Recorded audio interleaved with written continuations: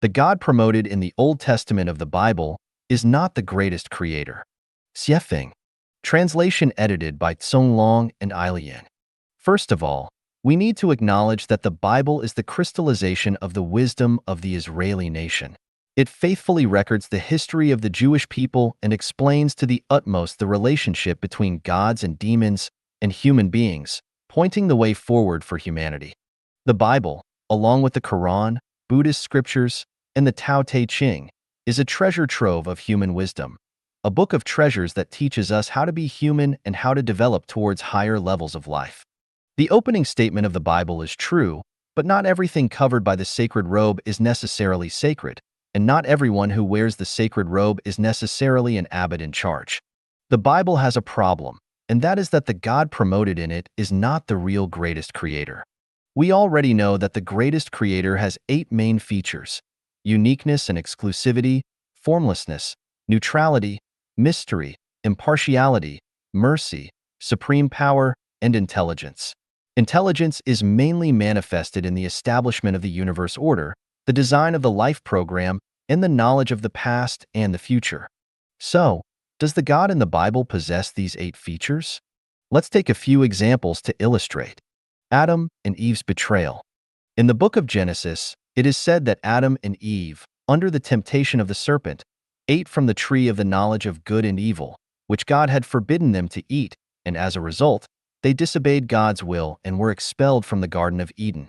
This event shows that the God in the Bible is A. Powerless, B. Lacks foresight, C.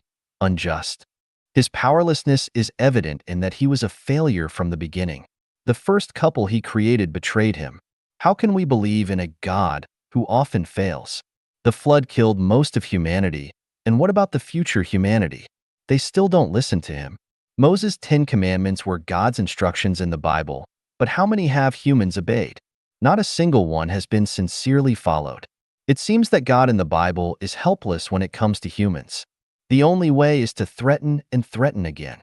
If you don't do this or that, you will be punished. It has been thousands of years, from the beginning to now, and humanity is still the same. Is there really no other way? Is there other force constraining this almighty God? If so, is God not the only one? Humanity has been going against you for thousands of years. What are you waiting for? The lack of foresight in the God of the Bible is shown in his ignorance of Adam and Eve's betrayal, and his lack of knowledge about the future development trend of the things he created. Can we rely on a God who cannot predict the past and the future? If the Earth were to fly out of the solar system and you didn't know, how could you save humanity? If you can't even manage humans, how can you manage gods and demons? How can you manage the vast universe? The unfairness of God in the Bible is manifested in his failure to distinguish right from wrong and a lack of reasoning. There are 3 reasons why Adam and Eve betrayed him. Firstly, the genetic structure of Adam and Eve, which he created, was flawed or imperfect. The things he created turned against him, causing him to become angry and frustrated. This is like an architect working hard to build a house, but the house collapses just as the project is completed and falls on his feet. Should he blame the house or blame himself? The second reason for the betrayal is the temptation and instigation of the snake. Adam and Eve were human beings, and the power behind the snake was Satan, the devil. Human energy and wisdom are unable to contend with evil, and yet God did not punish the devil, the culprit, but instead vented his anger on Adam and Eve, banishing them from the Garden of Eden. Is this fair? If a rapist rapes an 8-year-old girl, and instead of punishing the rapist, he blames the girl for having a weak resistance and for having developed a vagina, is this fair? The third and most important reason for the betrayal is the damned tree of knowledge of good and evil. Who planted it in the Garden of Eden? Why did they plant it? It's like putting poisonous candy on a child's dinner table. Is this not intentionally creating a situation where there is no silver in this place? On the one hand, constantly showing pornographic videos to young girls, and on the other hand, pretending to demand that they remain chaste. Is this the behavior of a moral person? Is it not the cunning and wicked person who planted the tree of knowledge in the Garden of Eden that led to Adam and Eve's betrayal? Furthermore, for a person who can create the universe, is banishing Adam and Eve from the Garden of Eden the only solution? Is there no other way? Is it fair to not even give a chance to correct a mistake made once? Is it fair to be guilty for a lifetime for one mistake? Jesus came to the world mainly to redeem sinners. According to the logic of the Bible, people have original sin, which comes from the ancestors of humanity, Adam and Eve, and their sin was caused by eating the fruit from the cursed tree of knowledge of good and evil. From the moment we were born, we have been burdened with the original sin inherited from Adam and Eve. This cross is too heavy to bear. The logical conclusion of this reasoning is, the son of a thief is always a thief. The son of a criminal is always a criminal. The children of landlords, rich peasants, counter-revolutionaries, bad elements, and rightists will always be labeled as the 5 black categories. The son of an emperor is always an emperor. No wonder in human history, especially in the feudal era, one person commits a crime and 9 generations suffer. No wonder, when one person ascends to the Tao, the whole family prospers. No wonder the emperor doesn't take turns to reign and instead lets an ignorant child inherit the throne at the age of 3. It turns out that all of these conform to the logic of the Bible. If there is guilt, firstly it is on God and the Bible and Satan. Just for Adam and Eve, over 100 billion people throughout human history have had to suffer. How can this be humane? Why not execute Adam and Eve at that time and then create humans again? Is it really that difficult for God in the Bible to create a person? Humans are born with sin, which is why every person who comes into this world has to suffer. But this sin is not inherited from our ancestors, but something that each person creates themselves in their past lives. If a person has no sin, they would become a deity or a Buddha. The 10 plagues of Egypt are recorded in the book of Exodus. When Moses and Aaron asked Pharaoh to let the Israelites leave Egypt in the name of the God in the Bible, they were refused. As a result, the God in the Bible brought 10 plagues upon the Egyptians. 1. The water of the Nile turned into blood, and the fish in the river died, causing a foul odor to arise. 2. Frogs jumped out of the Nile and spread throughout the land of Egypt, causing a foul odor. 3. The dust of the land of Egypt turned into lice, crawling on the bodies of people and animals. 4. Swarms of flies plagued Egypt. 5. A plague killed almost all of Egypt's livestock. 6. Boils appeared on the bodies of the Egyptians. 7. A rare hailstorm occurred. 8. Locusts ate up all the green plants that were left after the hail. 9. Darkness covered Egypt for 3 days. 10. The firstborn of both people and livestock were killed.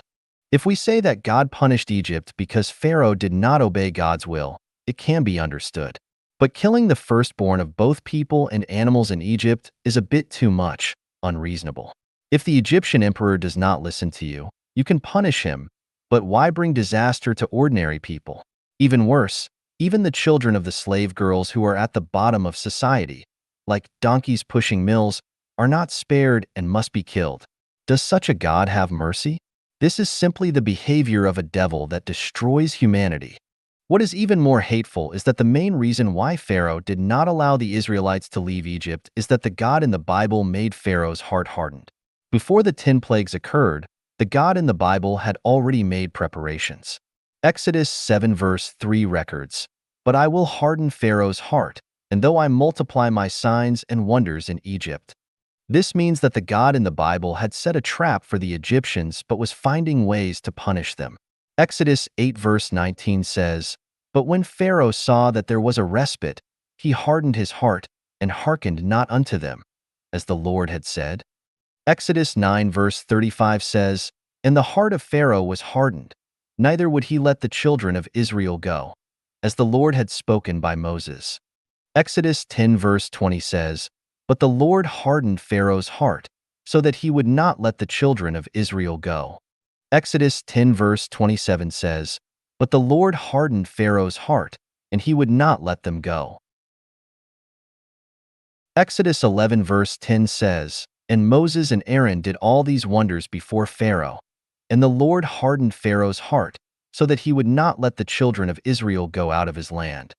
It was the God in the Bible who allowed the Israelites to leave Egypt, but also the same God who made Pharaoh's heart hardened and caused many problems, not allowing the Israelites to leave Egypt easily. What is the God in the Bible doing? On the one hand, He encourages the people to rebel, while on the other hand, he informs the government authorities and encourages them to brutally suppress the rebellion. Isn't this person a schemer and a two-faced person? Is this what God looks like? The Israelites are God's chosen people. The Bible is divided into two parts, the Old Testament and the New Testament. The Old Testament refers to events before the birth of Jesus, and the New Testament refers to events after his birth. The term testament refers to a covenant, contract, or agreement. The entire Bible mainly deals with the covenant, contract, and agreement between God and the Israelites. This raises a paradox. There are probably more than 3,000 ethnic groups in the world. Why did God make a covenant only with the Israelites? Aren't other ethnic groups also God's people? If so, God cannot make a covenant only with the Israelites and ignore other ethnic groups. If not, where did other ethnic groups come from? Did Adam and Eve not serve as the ancestors of all humanity, only the ancestors of the Israelites? Were people of other ethnic groups created by the devil? From the creation to the Great Flood is 1,656 years. From the Great Flood to the Exodus from Egypt is a total of 857 years. From the Exodus to the establishment of the Israelite nation is 396 years. From the establishment to the Babylonian exile is 510 years. From the Babylonian exile to the rebuilding of Jerusalem is 152 years. From the rebuilding of Jerusalem to the birth of Jesus is approximately 450 years. From the birth of Jesus to today is a total of 2,003 years. According to the calculations in the Bible, human history is approximately 6,376 years. According to the Bible, only 8 people, Noah, his wife, and his 3 sons and their wives, survived the Great Flood, which occurred about 4,700 years ago. That means there were no other people on Earth besides Noah's family. This raises a series of questions. First, where did Native Americans come from? According to the theory of continental drift, the separation of the American continent from other continents could not have occurred within the past 4,700 years. How did Noah's descendants travel from the Middle East to America? Moreover, after the Great Flood, Noah's family consisted of only 8 people, and it is impossible that they immediately dispersed. Noah could not have sent one of his sons and his daughter-in-law to cross the freezing Siberia and take the risk of crossing the Bering Strait to America. The second question is about where the black people in Africa came from. From a genetic perspective, black, yellow, and white people all have their own ancestors. A pair of purebred white people cannot produce a black or yellow person, even with evolution. Even if we talk about evolution, the Israelites could not have evolved into black or yellow people within 4,700 years.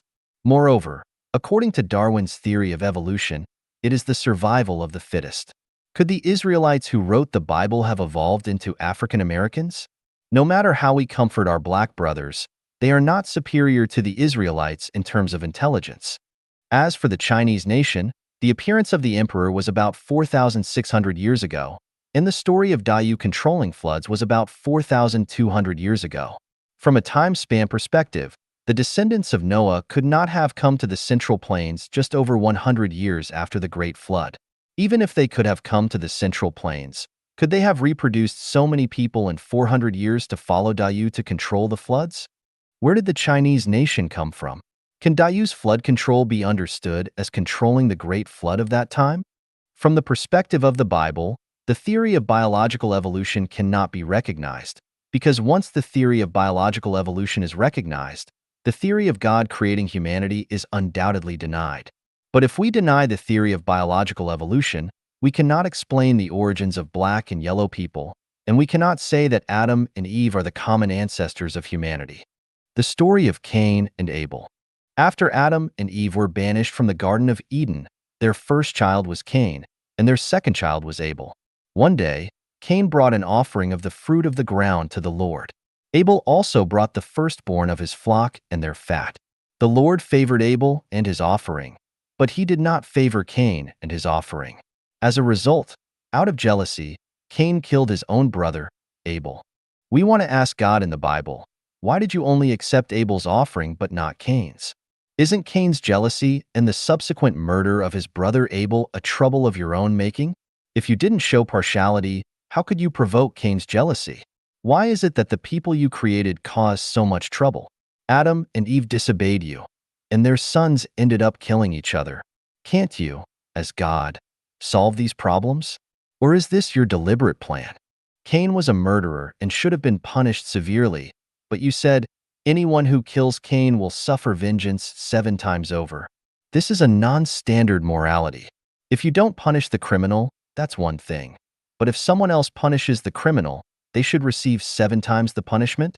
Isn't this protecting the criminal? No wonder human history has been filled with bloodshed and crime for thousands of years. It turns out that God in the Bible is protecting criminals.